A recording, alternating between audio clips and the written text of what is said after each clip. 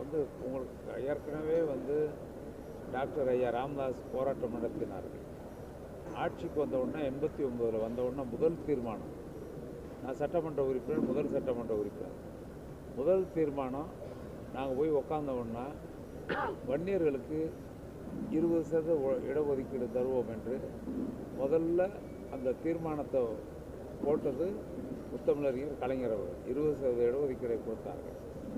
இன்றைக்கி வன்னியர்களுக்கு நீங்கள் வந்து அவங்க கேட்குறது 10.5%. ஆனால் அந்த 20% இடஒதுக்கீட்டில் இன்றைக்கி வன்னியர் சமுதாயம் பயன்பெறுவது 13%. எங்கிட்ட ஒரு சில புள்ளி விவரங்கள் இருக்குது, எங்கிட்ட நாங்கள் எடுத்திருக்கோம். இதில் வேறு யாராக இருக்கா? உங்களுக்கு வந்து இங்கே வந்து முக்குளத்தூர் சமுதாயம் தென் மாவட்டங்களில் பிரமிளக்கல்ல மறவர் இருக்காங்க, அவ்வளோதான்.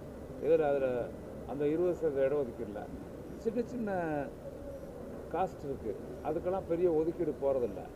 பெரும்பான்மை ஒதுக்கீடு வன்னியர் சமுதாயத்திற்கு அவர்கள் கேட்கின்ற அளவிட விட கூடுதலாக இருக்கிறது.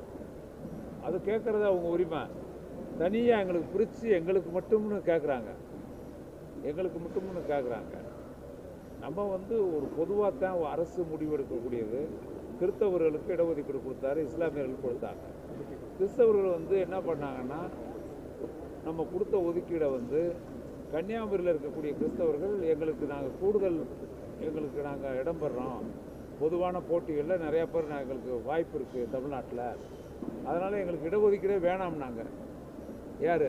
கன்னியாகுமரி டிஸ்ட்ரிக்ட் கிறிஸ்டின்ஸ் வந்து எங்களுக்கு இடஒதுக்கீடு வேணாம்னு எல்லா மாவட்டங்களில் இருக்கக்கூடிய பாதிரியார்கள் வந்து கேட்டாங்க.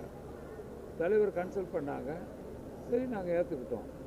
அவங்க தான் வேணாம்னாங்க. கலைஞர் கொடுத்தார், அவங்க வேணாம்னாங்க. அதோடு அப்படி போயிடுச்சு, அவ்வளோதான். எதுக்கு அதை சொல்கிறேன்னா, எந்த ஒரு முடிவும் மாநிலத்தின் அளவிற்கு அந்த இருக்கக்கூடிய நம்முடைய இடஒதுக்கீட்டை ஏற்கனவே 69%க்குள்ளாக நம்ம அடக்கி எந்தெந்த சமுதாயத்திற்கு எவ்வளவு கொடுக்க வேண்டும் என்பதை மாண்புமிகு முதலமைச்சர் அவர்கள் அதற்கு ஏற்ற முடிவுகள் எடுப்பார்.